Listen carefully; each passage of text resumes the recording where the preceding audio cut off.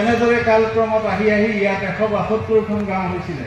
তেতিয়া আমি সিদ্ধান্ত কৰিছিলোঁ অসমৰ যিমানটা জনগোষ্ঠী আছে, খিলঞ্জীয়া জনগোষ্ঠী আছে, সকলোকে ইয়াত বসবাস কৰি আমি এখন আদৰ্শ গাঁৱৰ সপোন দেখিছিলোঁ। আমি সপোন দেখিছিলোঁ এই ডিমৰু পথাৰখন, এই কাকি অঞ্চলটো ক্ষুদ্ৰ এখন উত্তৰ পূবলৈ পৰ্যবেক্ষিত হওক। সেই আশা কৰি, সেই আকাংক্ষা কৰি এতিয়া বৰ্তমান আমাৰ ইয়াত 172খন গাঁও আছে। এই 172খন গাঁৱত 23টা জনগোষ্ঠীৰ লোকে বাস কৰে।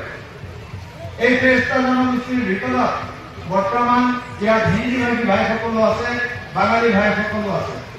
সেইসকলক লৈ সৰ্বমুঠ 23টা জনগোষ্ঠীৰ লোকে ইয়াত বসবাস কৰে। মহোদয়, সেই সময়ত আমি যেতিয়া এই মানুহবিলাকে বসতি আৰম্ভ কৰিছিল, তেতিয়া আমি সিদ্ধান্ত কৰিছিলোঁ এই মানুহবিলাকৰ ল'ৰা ছোৱালীবিলাকে ক'ত পঢ়িব। সেই কথাটো লক্ষ্য ৰাখি আমি তেতিয়াই ৰাইজৰ সহযোগত আমি 23খন প্ৰাথমিক বিদ্যালয় প্ৰতিষ্ঠা কৰিছিলোঁ। 23খন প্ৰাথমিক বিদ্যালয় প্ৰতিষ্ঠা কৰি ল'ৰা ছোৱালীৰ শিক্ষাদানৰ ব্যৱস্থা কৰিছিলোঁ আৰু পিছৰ পৰ্যায়ত আমাৰ প্ৰচেষ্টাতেই এই 23খন বিদ্যালয় চৰকাৰীকৰণ হৈছিলে। কিন্তু পৰিতাপৰ বিষয়, এই 23খন প্ৰাথমিক বিদ্যালয় বৰ্তমান ইয়াত শিক্ষাৰ অনুষ্ঠান হিচাপে আছে। এই বিশাল অঞ্চলটোত উচ্চ শিক্ষাৰ কোনো অনুষ্ঠান নাই। অৱশ্যে আমাৰ সন্মানীয় বিধায়কগৰাকীয়ে যোৱাবাৰ বিধানসভাত এই প্ৰশ্নটো উত্থাপন কৰি বৰ্তমান আমি জানিব পাৰিছোঁ ইয়াত 7খন মধ্য ইংৰাজী বিদ্যালয় স্থাপন হ'ব। কিন্তু এইখিনি আমাৰ কাৰণে যথেষ্ট নহয়। আমাক উচ্চ শিক্ষাৰ কাৰণে এখন হাইস্কুল লাগে, এখন মহাবিদ্যালয় লাগে আৰু এই বিশাল অঞ্চলটোৰ জনসাধাৰণৰ স্বাস্থ্য সেৱাৰ কাৰণে ইয়াত এখন চিকিৎসালয় স্থাপন কৰিব লাগে। আৰু সকলোতকৈ গুৰুত্বপূৰ্ণ কথাটো হ'ল ইতিমধ্যে বন সুৰক্ষা আইনৰ অধীনত অসম চৰকাৰে ইয়াৰ 1672টা পৰিয়ালক ভূমিৰ অধিকাৰ প্ৰদান কৰিছে। কিন্তু যিসকল অজনজাতীয় লোক ইয়াত বসতি কৰি আছে, সেইসকল লোকে ভূমিৰ অধিকাৰ এতিয়াও পোৱা নাই। আমি মন্ত্ৰী মহোদয়ৰ জৰিয়তে অসমৰ মাননীয় মুখ্যমন্ত্ৰী মহোদয়ৰ দৃষ্টি আকৰ্ষণ কৰিব খুজিছোঁ যে এই সকল লোককো, এইসকল খিলঞ্জীয়া হিন্দু লোককো ভূমিৰ অধিকাৰটো দিবলৈ আমি আবেদন জনালোঁ। এই সকলোবিলাক কথা সামৰি আমি ইতিমধ্যে আমি গম পাইছোঁ মাননীয় মুখ্যমন্ত্ৰী মহোদয়ক অহাকালিৰ যিখন মুকলি সভা, এই সভাখনলৈ তেখেতক আমি মুখ্য অতিথি ৰূপে আমন্ত্ৰণ কৰিছিলোঁ। কিন্তু আমাৰ এই দুৰ্ভাগ্য, মাননীয় মুখ্যমন্ত্ৰী মহোদয়ে আমাক অহাকালিৰ সভাখনলৈ সময় দিব নোৱাৰিলে।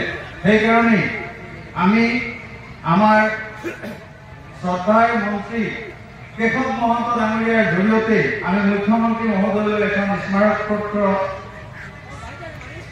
প্ৰেৰণ কৰিব খুজিছোঁ আৰু স্মাৰক পত্ৰখন মই পাঠ কৰি দিব খুজিছোঁ। প্ৰতি মাননীয় ডক্টৰ হিমন্ত বিশ্ব শৰ্মা, মাননীয় মুখ্যমন্ত্ৰী অসম চৰকাৰ, দিছপুৰ, গুৱাহাটী 6। বিষয় বৃহত্তৰ কাকি আৰু ডিমৰুবাসী ৰাইজৰ মৌলিক সমস্যাসমূহৰ সমাধানৰ বাবে অনুৰোধ। মহোদয়, নমস্কাৰ গ্ৰহণ কৰিব। আপোনাক জনাবলৈ পাই সুখী হৈছোঁ যে হোজাই জিলাৰ লামডিং, হোজাই আৰু বিনাকান্দি তিনিওটা সমষ্টিত বিভক্ত হৈ পৰা বৃহত্তৰ কাকি অঞ্চল অসমৰ খিলঞ্জীয়া লোকসকলৰ অন্যতম আৱাসভূমি।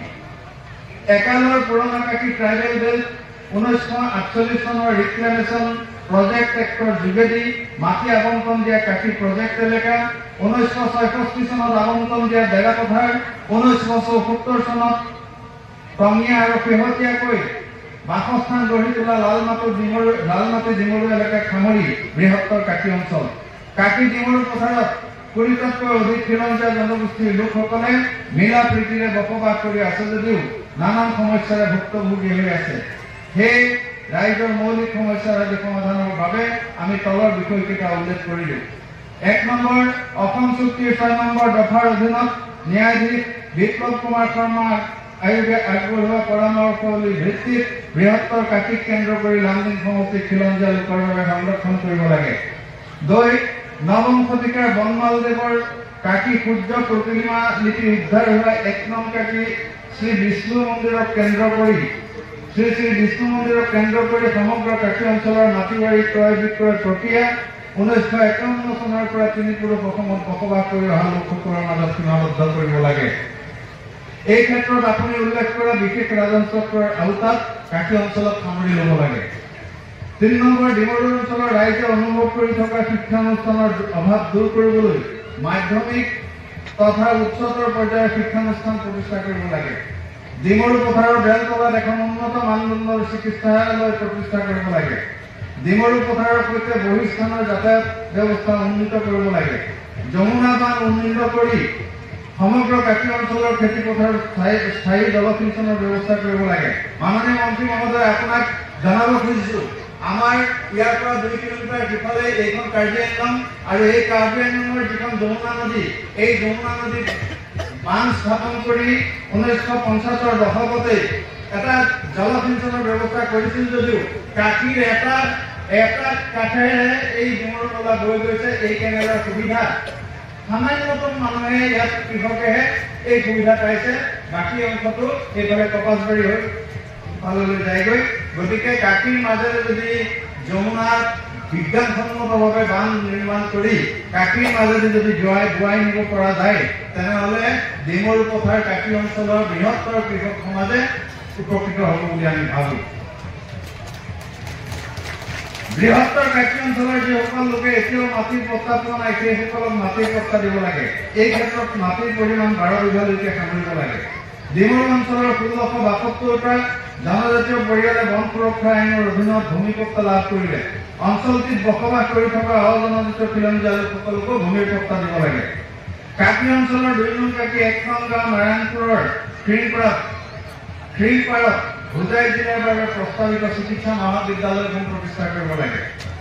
1974 চনতে আৰম্ভিত হোৱা কমনীয়া আৰু লামডিং সমষ্টিৰ বনগাঁওসমূহক ৰাজহ গাঁৱলৈ উন্নীত কৰিব লাগে। অসমৰ অন্যতম খিলঞ্জীয়া জনগোষ্ঠী ডালু আৰু কোচসকলক জনজাতিৰ মৰ্যাদা দিব লাগে। আমাৰ এই অঞ্চলত কোচ আৰু ডালু সম্প্ৰদায়ৰ যিসকল লোকে বাস কৰে, তেওঁলোকে প্ৰকৃততেই জনজাতীয় লোক হয়। তেওঁলোকৰ মূলটো আছিল মেঘালয় আৰু বাংলাদেশ। তেওঁলোকে 1964 চনতেই ৰিফিউজি হিচাপে আমাৰ এই অঞ্চলটোলৈ প্ৰব্ৰজিত হৈ আহিছিলে। এইসকল লোকে কিন্তু আজিও পৰ্যন্ত তেওঁলোকে জনজাতিৰ মৰ্যাদা পোৱা নাই। গতিকে এই লোকসকলক ডালু আৰু কোচ জনজাতিৰ লোকসকলক জনজাতিৰ মৰ্যাদা দি এই লোকসকলক উপকৃত কৰিব বুলি আমি আশা কৰিছোঁ। লালমাটি অঞ্চল আমাৰ এই ডিমৰু পথাৰৰ সীমাৰে এটা অঞ্চল লালমাটি অঞ্চল। এই লালমাটিৰ পৰা ডিমৰু পথাৰৰ সৃষ্টি হৈছিলে। আমি প্ৰথম পৰ্যায়ত লালমাটিৰ ওখ ঠাইত যিবিলাক মানুহে বসবাস কৰি আছিলে, এই ডিমৰু পথাৰৰ সমতল স্থানত তেওঁলোকক ভূমি সংস্থাপন দি ওখ ঠাইত আমি বৃক্ষৰোপণৰ পৰামৰ্শ দিছিলোঁ। সেই তেতিয়াৰ পৰা লালমাটিৰ পৰা ডিমৰুৰ উৎপত্তি হৈছিলে, ডিমৰুৰ সৃষ্টি হৈছিলে। গতিকে লালমাটিখনো আমাৰ ডিমৰু পথাৰৰ লগত এটা এৰাব নোৱাৰা এটা অঞ্চল। গতিকে লালমাটিও অৱস্থা আমাৰ এই অঞ্চলৰ দৰে একেই। তাত কেইখনমান মাত্ৰ প্ৰাথমিক বিদ্যালয় আছে, তাৰ বাবে তাত উচ্চ শিক্ষাৰ অনুষ্ঠান একো নাই, লগতে চিকিৎসাৰ ব্যৱস্থা একো নাই। এই অঞ্চলটোতো এখন হস্পিটেল আৰু এখন উচ্চ মাধ্যমিক বিদ্যালয় স্থাপন কৰিব লাগে। ডিমৰু পথাৰৰ অঞ্চলৰ বেলতলাত 2 আৰু 2-3 নং কাকিক একোটাকৈ অতিথিশালা আৰু বিজ্ঞানসন্মত প্ৰেক্ষাগৃহ নিৰ্মাণ কৰিব লাগে।